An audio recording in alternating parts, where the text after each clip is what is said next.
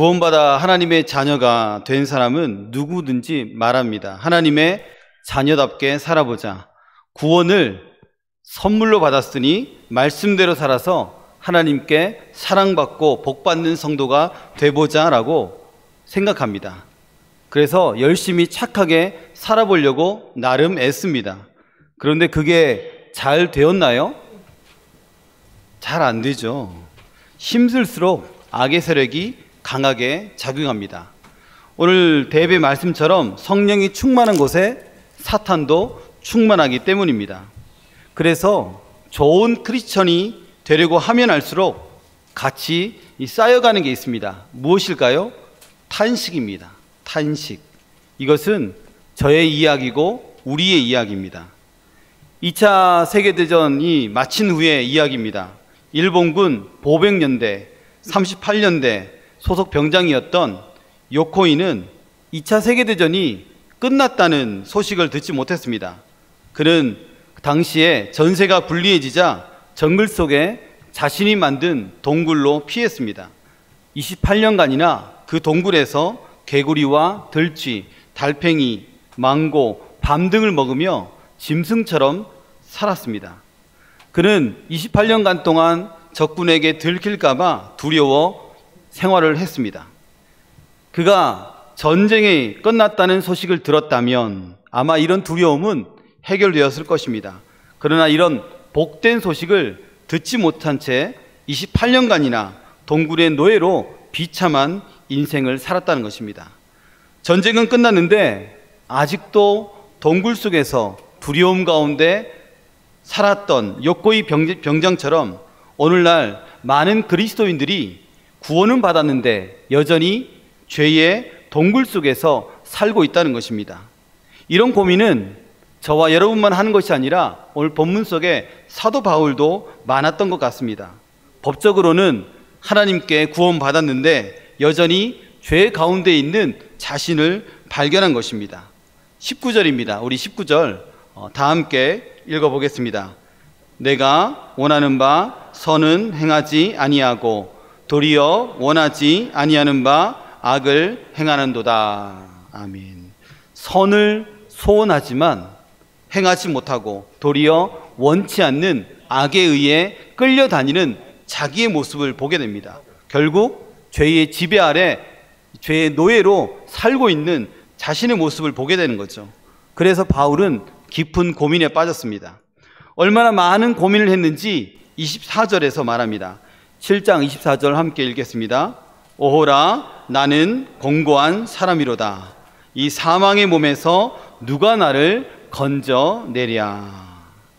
여러분은 이런 고민과 갈등이 거센 파도처럼 나를 집어삼킬 때 어떻게 반응하십니까?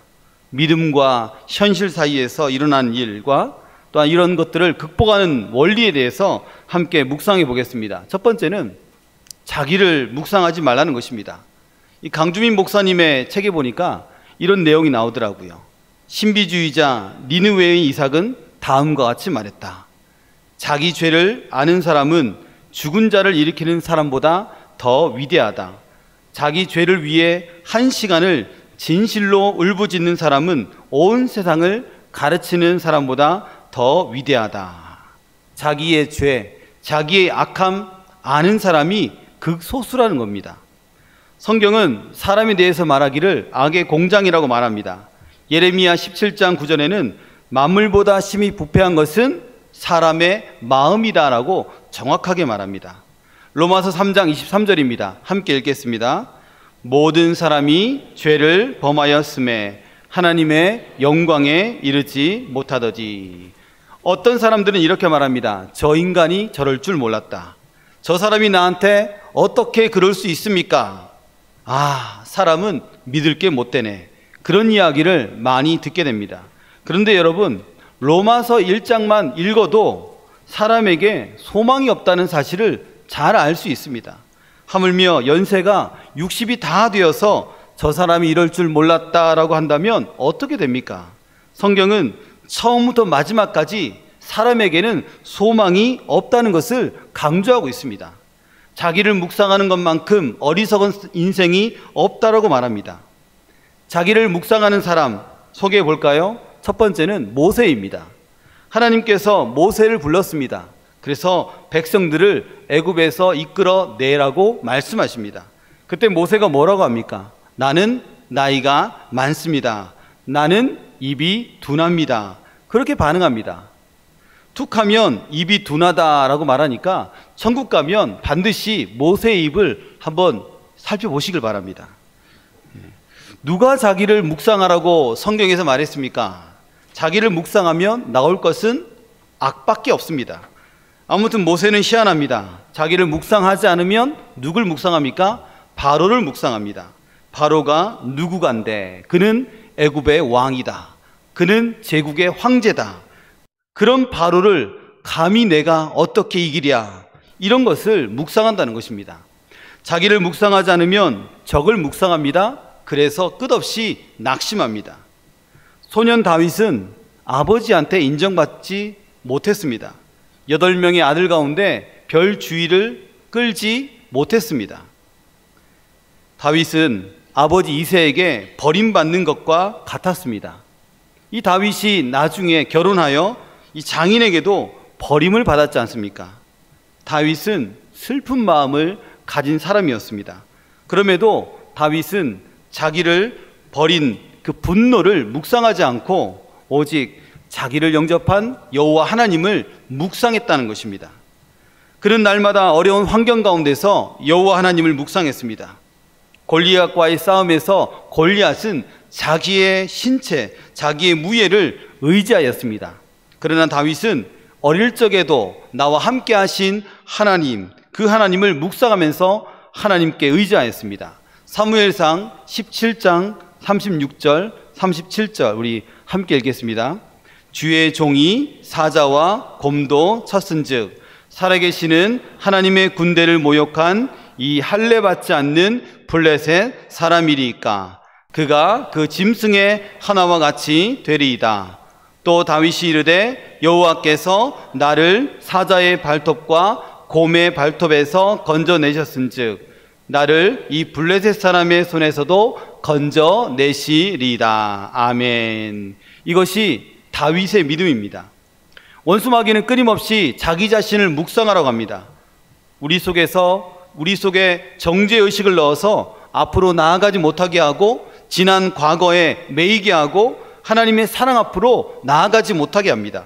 과거에도 현재도 엄청난 사업으로 나타나고 있는 것이 외모에 관한 사업이지 않습니까? 우리는 내면을 가꾸기보다는 이 성형, 의료, 장식과 같은 외모에 깊은 관심을 가지고 있습니다. 그래서 날마다 어떤 분들은 묻습니다. 나이 몇 살로 보이노? 묻죠. 그럼 어떻게 말합니까? 50이지만 40이라고 말해야 됩니다. 지혜로운 것을 제가 가르쳐 줬습니다. 네. 네, 저는 우리 교회에서 진실로 말한 것입니다. 네, 진실로 말한 것이지 그렇게 말하는 것이 지혜이지 않을까. 하지만 어쨌든 대부분 분들은 이런 걸 좋아합니다. 네, 좋아합니다. 사랑하는 여러분, 자기를 묵상하면 반드시 실패합니다. 자기를 묵상하면 반드시 탄식의 세월을 보내게 됩니다. 오늘 구원받는 우리가 여전히 죄 가운데 있는 이유는 한 가지입니다. 공사 중입니다. 공사 중. 그래서 누군가를 이해하지 못한다면 왜 저 사람은 저럴까 한다면 로마서 1장을 보시길 바라고, 또 왜 저럴까라고 묻는다면 공사 중이니까 그렇구나라고 생각하면 됩니다. 사면되었지만 이전에 나를 지배했던 죄의 습성이 여전히 나를 끌고 다니기 때문입니다. 실패해도 괜찮습니다. 또 일어서십시오. 또 하나님께 나아가십시오. 십자가로 나아가십시오. 이 모든 과정은 성화의 과정이기 때문입니다. 여기서 실패하면 안 됩니다. 우리는 법적으로 속죄함을 받은 사람들입니다. 이 사면장을 들고 주님 앞에 당당하게 서야 됩니다. 속죄하신 그리스도와 함께 승리하시는 저와 여러분들이 되기를 축원합니다. 우리 자신 또는 우리보다 더 위대해 보이는 그 어떤 것 묵상하지 말라고 했죠. 오직 주님만 묵상해야 됩니다. 우리는 자기 자신의 행위에서 눈을 떼야 됩니다. 나의 행위를 보면 소망이 없죠. 답이 없습니다. 나 같은 사람이 예수 믿어 마땅한가? 불쌍한 존재가 되어버립니다. 주님께 눈을 고정해야 됩니다. 예수님의 보혈, 예수님의 긍휼하심, 그분의 풍성한 사랑에 우리의 시선을 맞추어야 합니다. 바울은 자기 안에 죄의 권세가 여전히 자기를 다스린 것 같아 마음이 참 괴로웠습니다. 오라, 나는 공고한 사람이로다. 이 사망의 몸에서 누가 나를 건져내랴. 그런데 바울은 이 고백 뒤에 이 자리를 다 털어버리고 두 손을 높이 들고 십자가 앞으로 나아갑니다. 성령께서는 당신의 사랑하는 자녀들을 포기하지 않고 예수님의 그 품에 안으시고 십자가로 인도하신다라는 것을 끊임없이 말하고 있습니다. 8장 1절 2절입니다. 다 함께 읽어보겠습니다. 그러므로 이제 그리스도 예수 안에 있는 자에게는 결코 정죄함이 없나니 이는 그리스도 예수 안에 있는 생명의 성령의 법이 죄와 사망의 법에서 너를 해방하였음이라. 아멘. 우리 삶의 기준은 무엇입니까? 언제나 하나님의 말씀입니다. 말씀이 그러면 그런 것입니다. 성경은 우리의 최후의 재판관입니다. 나에 대한 수많은 판단과 정죄와 실패가 있다 하더라도 성경이 나에 대해서 말씀하시는 그것이 바로 정답입니다. 주께서 우리를 향해 끊임없이 말씀하십니다. 너는 내 것이다. 내가 너를 낳았다. 너는 내 아들이라. 성령을 내게 주었다. 세상 끝날까지 내가 영원토록 너와 함께하리라 말씀하시지 않습니까? 마귀는 죄책감, 정죄함을 심어주지만 주님은 우리에게 평강을 심어줍니다. 두려워 떨고 있는 제자들에게 주님께서 이놈들아, 내가 너희를 어떻게 키웠는데 너희가 나를 이렇게 버릴 수 있느냐 하지 않으시고 평강을 너희에게 주노라 말씀하십니다. 요한복음 14장 27절입니다. 우리 함께 읽겠습니다. 평안을 너희에게 끼치노니 곧 나의 평안을 너희에게 주노라. 내가 너희에게 주는 것은 세상이 주는 것과 같지 아니하리라. 너희는 마음에 근심하지도 말고 두려워하지도 말라. 아멘. 이 존 그리샴의 소설 가운데 더 펌이란 것이 있습니다. 펌은 이 컴퍼니죠. 회사입니다. 영화로도 나왔는데 야망의 함정, 주인공은 갑자기 잊어버렸습니다. 그 톰 크루즈입니다. 톰 크루즈. 예, 이 주인공이 하버드 법대를 나왔습니다.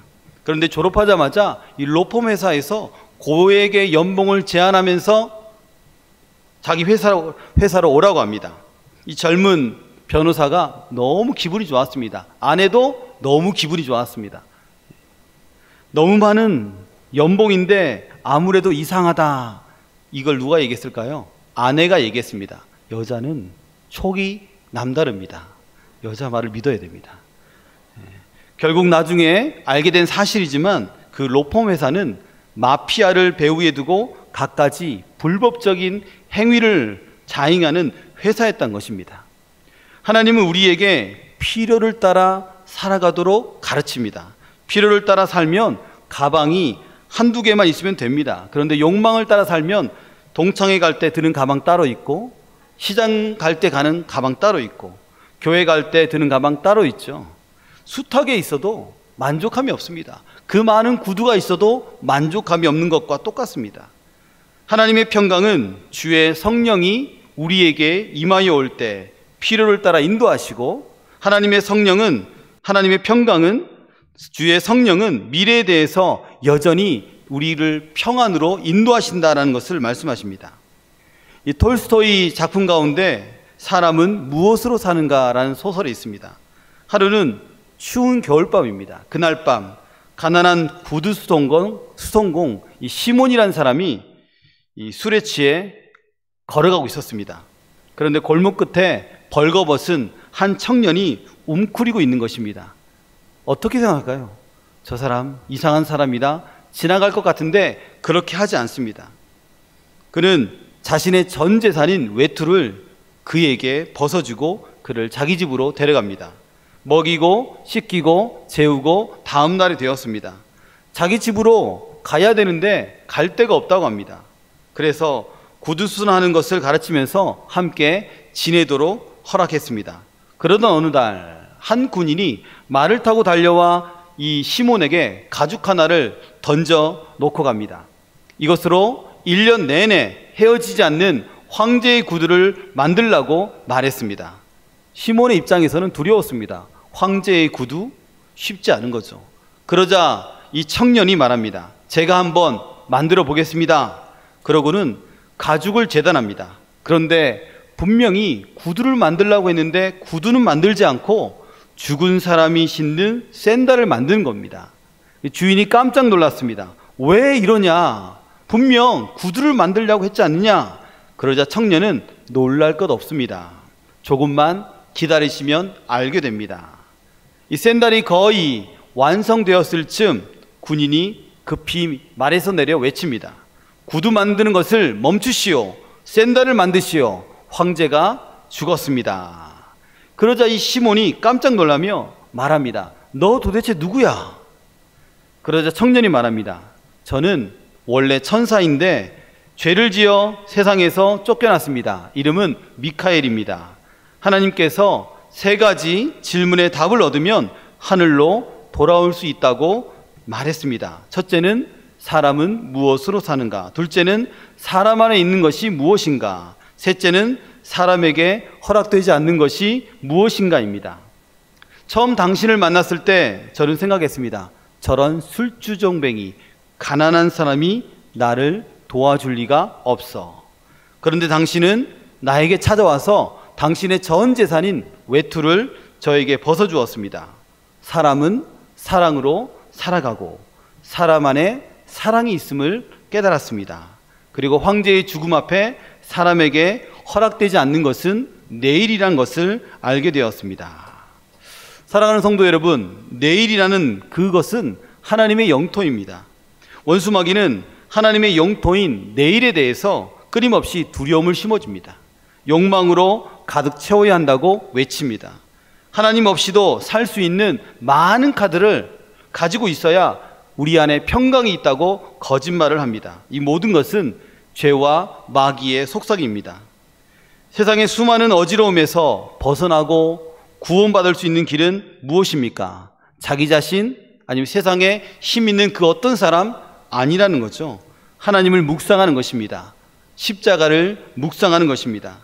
자기의 환경과 적을 묵상하면 반드시 실패하고 탄식이 쌓이지만 내게 오셔서 생명의 성령의 법으로 정죄함을 멸하신 그리스도 예수님의 십자가를 묵상하시기를 바랍니다.